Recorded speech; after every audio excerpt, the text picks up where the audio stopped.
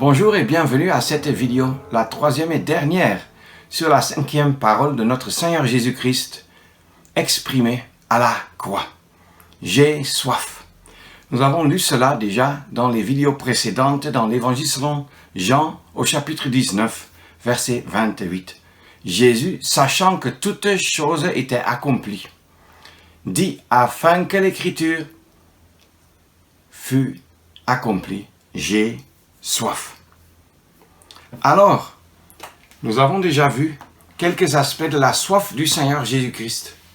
Il avait soif d'après la volonté de Dieu, soif de la communion avec Dieu, soif d'accomplir la volonté de Dieu et de rendre au comble l'œuvre que Dieu lui avait donnée à faire sur cette croix du Calvaire, où il était, en Jean 19 donc, crucifié.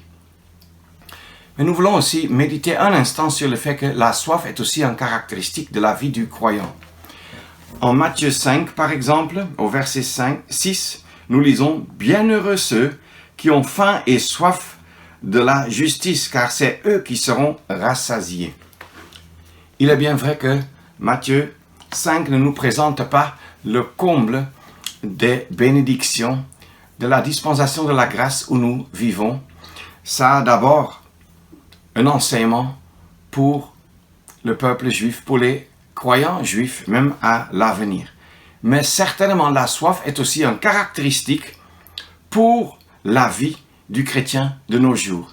La soif est une révélation, peut-on dire, de l'opération de Dieu et de la vie divine qui est en nous. Le vrai chrétien souffre de la soif ici-bas. Le vrai chrétien sait que ce monde où il vit est pour lui un désert chaud qui ne peut pas satisfaire ses besoins, ses désirs, où il ne peut pas atteindre son but. Effectivement, comme Matthieu 5, verset 6 nous le dit, nous aussi, on a soif de la justice de Dieu. Que les droits de Dieu soient respectés, que notre Dieu soit honoré, qu'il soit respecté, que les gens se soumettent à lui. Mais nous avons aussi soif, si c'est bien, selon 2 Corinthiens 4, c'est même mieux que je lise ce verset. 2 Corinthiens 4, et au verset 6.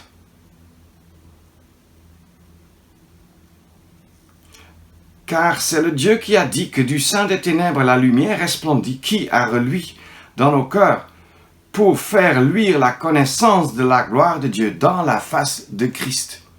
Oui, nous avons soif de la connaissance de la gloire de Dieu. Et par notre Seigneur Jésus-Christ, cette soif peut être satisfaite.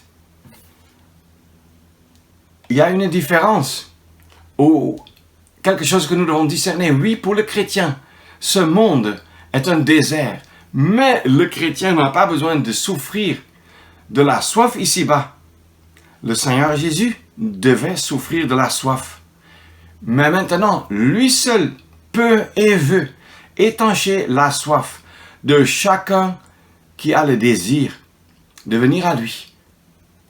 Et je parle maintenant pour deux catégories. Tout d'abord, pour l'incrédule, pour celui qui n'est pas encore sauvé. Nous lisons en Jean 4,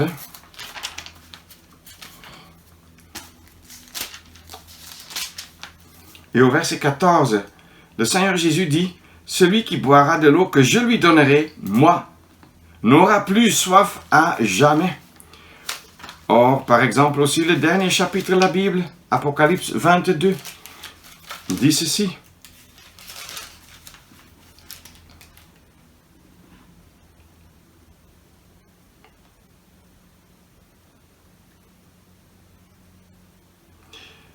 Que celui qui a soif vienne et que celui qui veut prenne gratuitement de l'eau de la vie.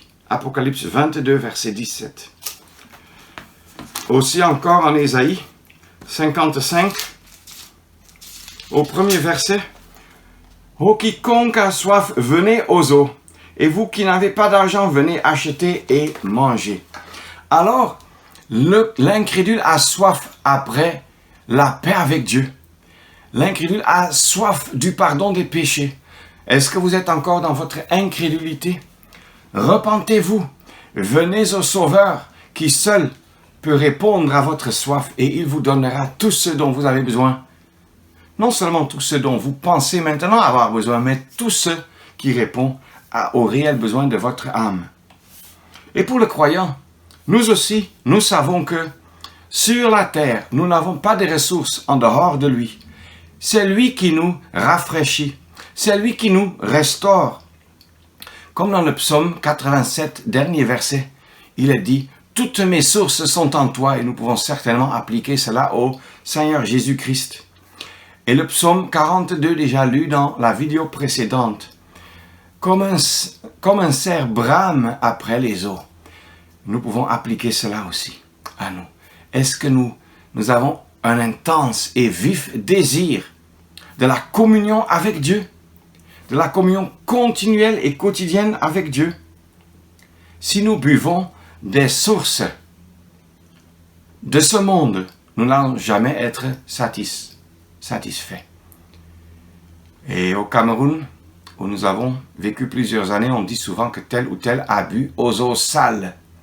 Ça veut dire qu'il s'est souillé dans ses pensées à des choses qui n'honorent pas Dieu. Est-ce que nous ne buvons pas souvent des eaux sales?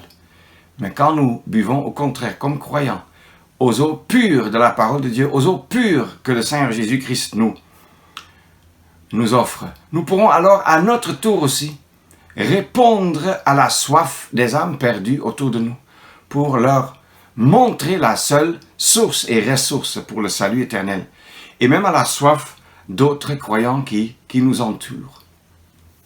Je ne veux pas lire ce passage, mais en Ézéchiel 47, nous trouvons,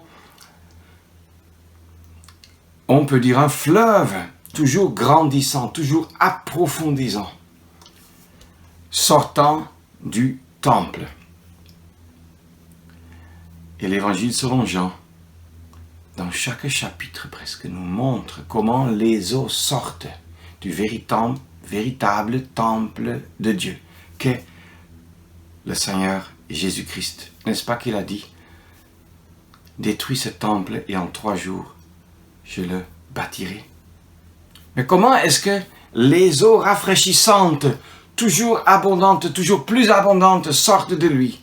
Puisque c'est lui qui est le rocher qui a été frappé selon 1 Corinthiens 10 au verset 4. De lui sortent des eaux. Toute notre vie ici-bas, où nous sommes encore dans ce désert.